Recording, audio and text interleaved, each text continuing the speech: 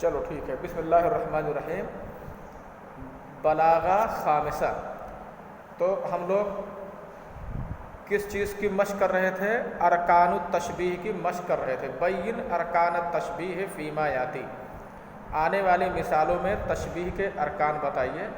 یعنی ہم لوگ تشبیہ کے ارکان سیکھ رہے تھے اور اس کو سمجھنا سیکھ رہے تھے کہ کیسے جملوں میں تشبیہ کے ارکان کو سمجھا جاتا ہے، ٹھیک ہے نا؟ تو تمرین نمبر 1 کے 5 جملے ہو گئے تھے۔ اب اس کے 5 جملے ہم نے اور دیے تھے، 6 7 8 9 10۔ تو چلیے اس کو ایک ایک کر کے سمجھ لیتے ہیں۔ وقال اعرابی فی وصف رجل، کسی دیہاتی نے کسی آدمی کے بیان میں کہا ہے، آدمی کا بیان کرتے ہوئے کہا، کان لہ علم لا یخالطہ جہل وصدق لا یشوبہ کذب وکان فی الجود کانہ الوبل عند المحل۔ اس کو جملے کو پہلے سمجھ لیتے ہیں کہ اس جملے کا کیا مطلب ہے۔ تعریف کرتے ہوئے کہہ رہا ہے، اس کا بیان کرتے ہوئے کہہ رہا ہے کہ اس کے پاس ایک ایسا علم ہے، ایسا علم ہے اس کے پاس جس میں جہل ملا ہوا نہیں ہے، خالص علم اس کے پاس ہے۔ کیونکہ بہت لوگ علم رکھتے ہیں اور ساتھ ساتھ جاہل بھی ہوتے ہیں، انہیں عالم جاہل کہا جاتا ہے، یعنی جانکار جاہل۔ مطلب یہ ہے کہ علم تو تھیوری والا، قواعد والا تو ہے ان کے پاس علم، لیکن ان قواعد کا جو اثر دکھنا چاہیے ان کے اوپر، اس علم کا جو اثر دکھنا چاہیے وہ نہیں ہے۔ علم سیکھے ایمانداری کا، کہ بہت ایمانداری کرنا چاہیے، سبھی کے حقوق کا خیال رکھنا چاہیے، اور کر رہے ہیں بے ایمانی، تو ایسے عالم کو عالم جاہل کہا جاتا ہے۔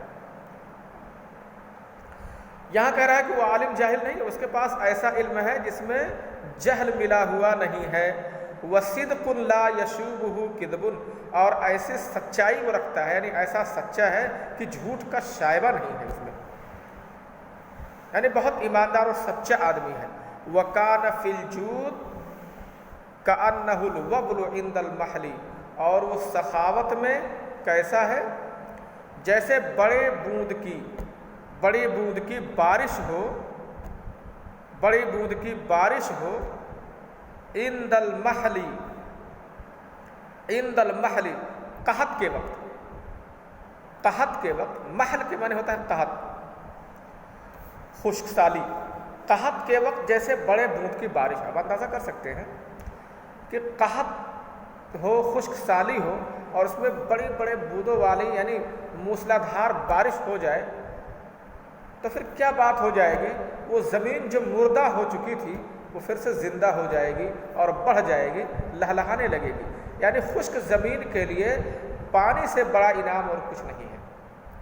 جو زمین جل چکی تھی، اس کے پیڑ پودے جل چکے تھے، بارش ہو گئی، وہ بھی موسلادھار بارش، تو پھر سے اس میں زندگی پڑ جائے گی، ایسا معلوم ہوگا جیسے کسی نے اس میں جان پھونک دیا ہو۔ تو اسی طرح کا وہ سخی ہے کہ ایک دم سے مردہ آدمی کو، جن کا کوئی پرسہ حال نہیں ہوتا ہے، وہ سخاوت کر کے ان میں زندگی پھونک دیتا ہے، ان میں روح پھونک دیتا ہے۔ تو وکان فی الجود، اور سخاوت میں وہ ہے، کیسے ہے؟ کأنہ الوبل عند المحل، سخاوت میں جیسے کہ وہ قحط کے وقت بڑے بوندوں کی بارش ہو۔ وبل بولتے ہیں موسلادھار بارش، بڑے بوند کی بارش۔ عام طور سے جب بارش زیادہ ہوتی ہے تو بڑے بوندوں کی بارش ہوتی ہے، اور ہلکی پھلکی جب بارش ہوتی ہے تو پھوار، جس کو ہم لوگ جھیسی بولتے ہیں نا، وہ پھوار ٹائپ بارش ہو کر کے اس سے زمین بھی ٹھیک سے گیلی نہیں ہوتی ہے۔ چلیے ٹھیک ہے، اس سے یہ جملے کا مطلب سمجھ گئے۔ اس میں تشبیہ کہاں ہے؟ کانا فی الجود، وہ سخاوت میں ہے، کأنہ الوبل عند المحل، گویا وہ وبل ہے، بڑے بوند کی بارش ہے۔ تو کأنہ میں جو ہوا کی ضمیر ہے اور یہ راجع الی رجل ہے، تو گویا ہوا، کأنہ گویا وہ، یہ مشبہ ہو گیا ہوا، اور الوبل یہ مشبہ بھی ہوا، گویا وہ بڑے بوند کی بارش ہے۔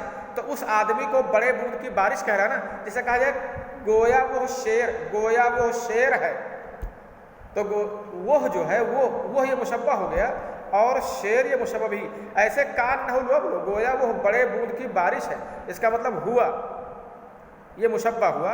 اور الوبل جو ہے یہ مشبہ بہی ہو گیا. اور کاننا کیا ہو گیا؟ ہاں ادات بولو اس کو، ادات. اصل میں ادات میں حرف بھی ہو سکتا ہے، اسم بھی ہو سکتا ہے، فعل بھی ہو سکتا ہے، سبھی ہو سکتے ہیں. لہٰذا سب کے لیے ادات بولو، حمزہ دال الف تاء مدور. ادات کے معنی آلہ. اب وہ تشبیہ دینے کا آلہ، حرف بھی، اسم بھی، فعل بھی، یہ سب کچھ ہو سکتے ہیں. تو یہ جملہ سمجھ میں آ گیا. اس پورے جملے میں تشبیہ کا کون سا جملہ ہے، اور اس میں مشبہ، مشبہ بھی، ادات اور وجہ شب کہاں کہاں ہیں، یہ پوری بات آپ کے سمجھ میں آ گئی. چلو ٹھیک ہے. 7واں جملہ ہم لوگ پڑھتے ہیں. وقال آخر، اور کسی دوسرے نے کہا ہے.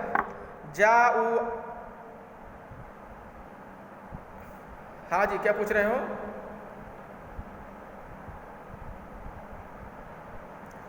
نہیں سمجھ پا رہا ہوں کیا کہہ رہے ہو.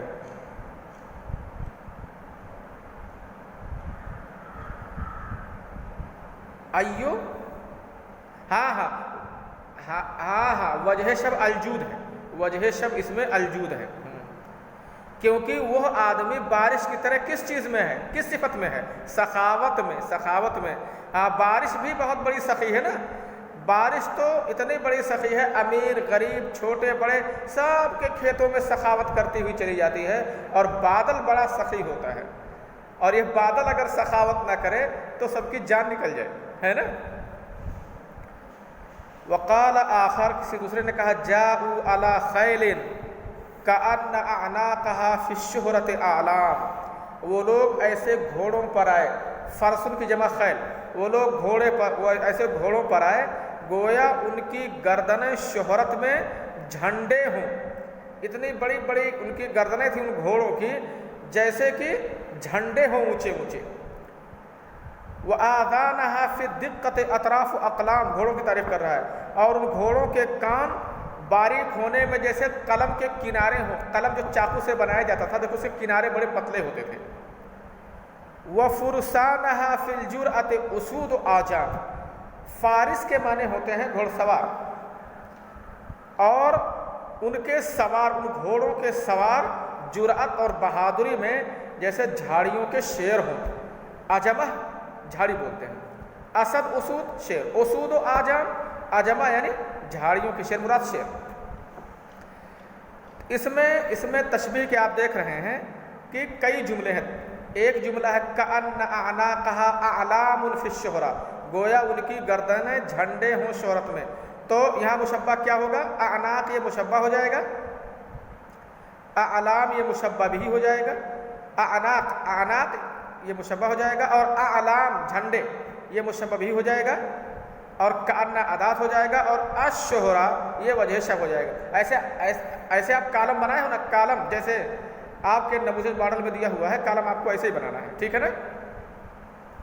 اسی طرح سے آذان کا عطف اعناق پہ ہے، تو آذان یہ ہو جائے گا مشبہ، اور اطلاف مشبہ، آذان مشبہ، اطراف و اقلام یہ مشبہ بھی.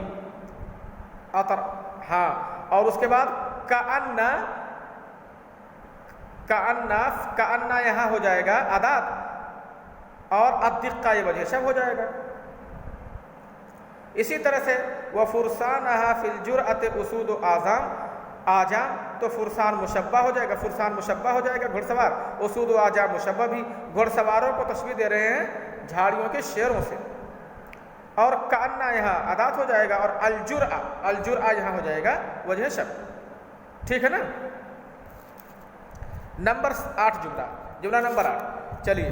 اقوال الملوک کالسیوف الموادی فی القط والبد فی الامور. کہہ رہے ہیں بادشاہوں کی باتیں یہ تلواروں کی طرح، کاٹنے والی تلواروں کی طرح ہیں، کاٹنے میں اور معاملات کو نافذ کرنے میں. بادشاہوں کے ملوک یہ تیز تلوار، بادشاہوں کی باتیں کاٹنے والی تلواروں کی طرح ہیں، کاٹنے میں اور معاملات کو نافذ کرنے میں. البت فی الامور کے معنی ہوتا ہے معاملات کو نافذ کرنا. تو اقوال الملوک مشبہ ہو جائے گا, السیوف الموازی مشبہ بھی ہو جائے گا, القطع والبت فی الامور وجہ شب ہو جائے گا, اور کاف یہاں ادات ہو جائے گا. ٹھیک ہے نا. قلبہ کالحجارتی قسوۃ وصلابۃ, اس کا دل پتھر کی طرح ہے سخت ہونے میں. تو قلبہ مشبہ ہو جائے گا, الحجارہ مشبہ بھی ہو جائے گا, کاف ادات ہو جائے گا, اور قسوہ اور صلابہ یہ وجہ شب ہو جائے گا. ہاں چلیے جملہ نمبر 10 دیکھ لیتے ہیں. جبین فلان کصفحۃ المرآۃ صفاء وتلألؤا, فلاں آدمی کی پیشانی آئینے کی چہرے کی طرح ہے, آئینے کے چہرے کی طرح ہے, صاف ستھرے ہونے میں اور چمکنے میں. یعنی آئینہ کا چہرہ مطلب آئینہ. آئینہ کے 2 حصے ہوتے ہیں نا, ایک چہرہ ہوتا ہے اور پیٹھ والا حصہ ہوتا ہے بیک. تو وہ بیک والے حصے پر کچھ قلعی کی ہوئی ہوتی ہے, وہ چکنا نہیں ہوتا ہے, لیکن جس سے آپ کا چہرہ دکھتا ہے وہ آئینے کا سامنے والا صفحہ ہوتا ہے, آئینے کا سامنے والا حصہ ہوتا ہے. جبین فلان کصفحۃ المرآۃ, فلاں آدمی کی پیشانی آئینے کے چہرے کی طرح ہے صاف ہونے اور چمکنے میں. تو جبین فلان مشبہ ہو جائے گا, صفحۃ المرآۃ یہ مشبہ بھی ہو جائے گا, کاف ادات ہو جائے گا, صفاء وتلألؤا یہ وجہ شبہ ہو جائے گا. آپ کی بات سمجھ میں آ گئی نا, سمجھ گئے نا, اس کو لگا لیے.